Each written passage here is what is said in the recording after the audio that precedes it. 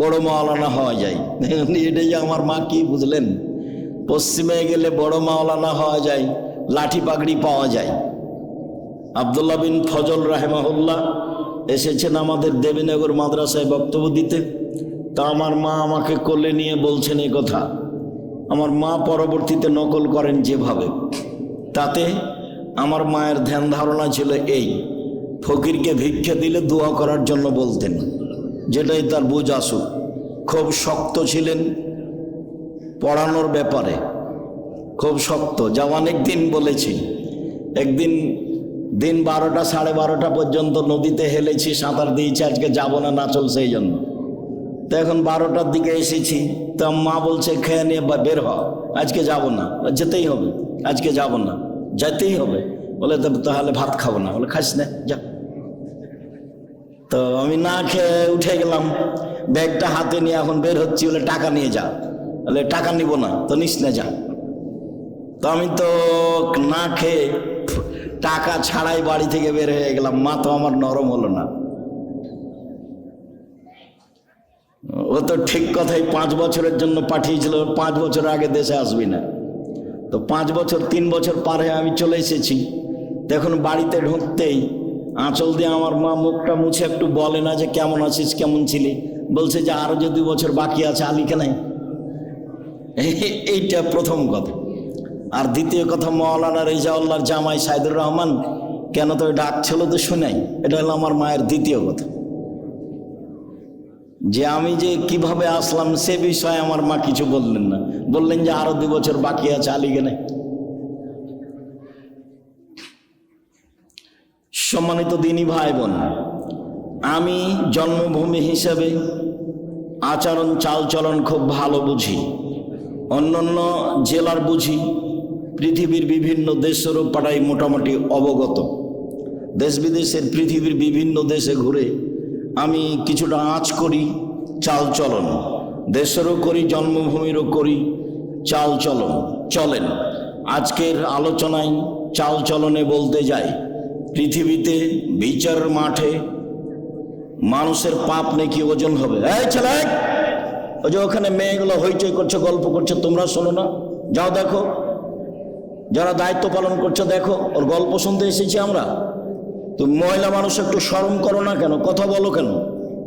আর একজন যদি তোমার গায়ের উপরে মাথার উপরে চড়ে চলে যায়, তুমি মুখ খুলবা না? যাকো, দেবীনগরের দিগারে বাস করে একবারে মানুষ অমানুষ হয়ে গেছো, পশু প্রাণী হয়ে গেছো। তুমি বেটি ছেলে মানুষ, মুখ খোলো কেন? মুখখান বন্ধ রাখো। তোমার জন্য এসেছি। জাতির যদি রাস্তাঘাট করে দিতে না পারি, জাতির যদি স্কুল কলেজ করে দিতে না পারি, জাতিকে চূড়ান্ত সঠিক ধর্ম দিতে পারবো ইনশাল্লাহ। ধর্মের ব্যাপারে জাতিকে ফাঁকি দিয়ে পরকাল হারাতে রাজি নই, এই জিম্মেদারি নিনি। 90 সাল থেকে বলে আসছি একই কথা, কোনো দিন কোনো ভাষা পরিবর্তন করা লাগেনি, এই ভাবি আছে।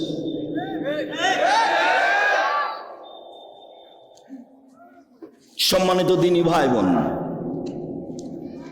আপনাকে আমি আমার চেয়ে অনেক বেশি সেবা করেন দেশের জনগণের।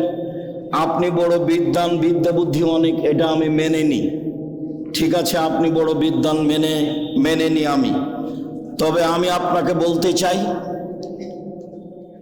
শরীয়তের ব্যাপারে আমি ভালো বুঝি কেন, আপনার সমান নয়, তবে আমি ভালো বুঝি কেন। আমি 97 সাল থেকে ফতোয়া লিখি,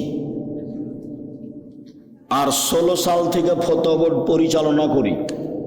আমার সাথে 12 জন বড় বড় দেশ বিদেশের বিদ্বান থাকেন। 12 জন খুব বড় বড় উচ্চ পর্যায়ের তারা শিক্ষক, যাদের বেতন 1 লক্ষ। জামিয়া সালাফে এখন 2026 সালে এসে প্রতি মাসে বেতন লাগে 45 লক্ষ। এতদিন যাবৎ বেতন লাগছিল জামিয়া সালাফে 40 লক্ষ। এই মাসে এসে আরো 5 লাখ বেশি হয়েছে, 45 লক্ষ প্রতি মাসে বেতন লাগে।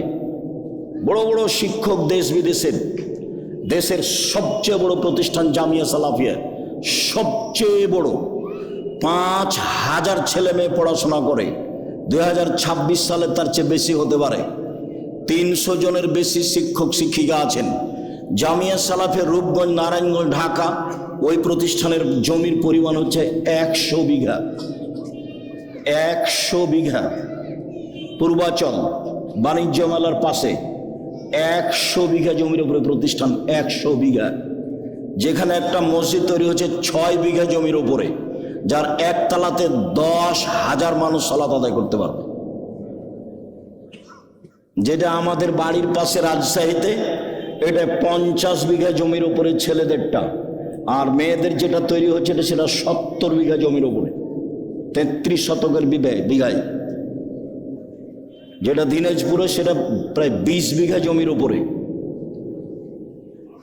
যেটা বরিশালে সেই জমির উপরে প্রতিষ্ঠান হয়নি, ভাড়া চলে। চট্টগ্রামে শহরের বাহিরে আছে প্রায় 12-15 বিঘা। চট্টগ্রাম শহরে আছে 2টা। বাংলাদেশের প্রায় জেলায় জামিয়া সালাফিয়া আছে। পঞ্চগড়ে আছে, দিনাজপুরে আছে, ময়মনসিংহে আছে, ঝিনাইদহে আছে, কুষ্টিয়াতে আছে, ফেনীতে আছে, রাজশাহীতে আছে, ঢাকাতে আছে, বরিশালে আছে, চট্টগ্রামে আছে। এইসব প্রায় জেলাতে জামিয়া সালাফিয়া আছে। দেশের বিদেশের বড় বড় বিদ্বানদের সাথে যা চলি বুঝি, তাতে আমরা শরীয়তের ব্যাপারে একটা ভালো পর্যায়ে আছি বলে আমাদের ধারণা। তবে আপনার বিদ্যা বেশি, আপনাকে আমি মূল্যায়ন করতে চাই। ওর দুনিয়াতে সুবিধা হবে, আরও টাকা পয়সা বেশি হবে, তখন মাদ্রাসা দান করবে, দুনিয়াবি সুবিধা হবে। হাদিস বুখারী মুসলিম, তার দুনিয়াবি সুবিধা হবে। পরকাল সুবিধার জন্য বলতে হবে আমি সাক্ষ্য দিচ্ছি আল্লাহ ছাড়া কোনো মাবুদ নেই, আমি সাক্ষ্য দিচ্ছি মোহাম্মদ আল্লাহ রাসূল, আশহাদু আল্লা ইলাহা ইল্লাল্লাহ ওয়া আশহাদু আন্না মুহাম্মদ রাসূলুল্লাহ। এই কথা বলার পূর্ব পর্যন্ত নেকির কোনো হিসাব নেই। চলো। আসসালামু আলাইকুম। ওস্তাদ, আমার প্রশ্ন, সহবাসের শুরুতে দোয়া করতে ভুলে গেলে পরবর্তী করণীয় কি? আবার বলো। সহবাসের শুরুতে দোয়া করতে, সহবাসের শুরুতে স্ত্রী মিলনের সুরে দোয়া পড়তে ভুলে গেছে, তো ভুলে গেছে, ভুলের কোনো সংশোধন নাই। বিসমিল্লাহ আল্লাহ বলা লাগবে না, মনে হবে যখন তখন পড়ে নিতে পারবে, সমস্যা নেই। আর যদি ভুলে গেছে গেছে তো গেছে গেছে, আর কোনো কথা নেই। মনে রাখার চেষ্টা করবে, মধ্যে মনে পড়লে বলে নিতে পারে বিসমিল্লাহ আল্লাহুম্মা জান্নিবনা শায়তান ওয়া জান্নিবি শায়তান মা রাযাকতানা। আল্লাহ, তোমার কাছে আমরা স্বামী স্ত্রী অপবিত্র জিন্নি থেকে বাঁচতে চাচ্ছি, ও যেন আমাদের কোনো ক্ষতি করতে না পারে, আর আমাদের মিলনে কোনো সন্তান হলে শয়তান যেন তার কোনো ক্ষতি করতে না পারে, এটা তোমার কাছে চাচ্ছি। চলো। আমার বাবা 1 বছর হলো মারা গেছে, তো আমি তার ছেলে হিসাবে আমি বা আমার পরিবার যদি কোনো খারাপ কাজ করি বা গুনাহের কাজ করি, তাহলে কি তার কবরে আযাব হবে? কি প্রথম কথাটা কি, ওর আব্বা কিভাবে মারা গেছে? ও, আমার আব্বা মারা গেছে, তো আমি যদি এখন কোনো গুনাহের কাজ করি তাহলে আমার বাপের সেটা পাপ হবে কি? না। আল্লাহ বলেছেন একজন আর একজনের বোঝা বহন করবে না। তুমি যেসব পাপ করছো সেই পাপের জিম্মেদার তোমার পিতা নয়, তবে তোমার পাপ একটা চলমান আছে। তোমার আব্বা জানতো, তোমার আব্বা সেটা তোমাকে নিষেধ করেনি, তখন তোমার এই চলমান পাপ যতদিন হবে ততদিন তোমার বাপেরও পাপ হবে। তোমার বাপকে নিষেধ করতে হতে এটা জরুরিভাবে। তুমি তোমার বাপের জন্য মুখে দোয়া করো, ক্ষমা পাবেন তিনি। অর্থে দান করো, কবরের শাস্তি বন্ধ হয়ে যাবে। আল্লাহ নবী বলেছেন চেষ্টা করো যা পারবা। গরিব মানুষ 10 টাকা করো, ধনী ছেলে ভালো পয়সা ইনকাম করো, 10,000 করো। মাথায় রাখিও, বাপকে জাহান্নাম থেকে জাহান্নাম থেকে বাঁচানোর জন্য, মাকে জাহান্নাম থেকে বাঁচানোর জন্য পথ হলো মুখে দোয়ার, অর্থের দান।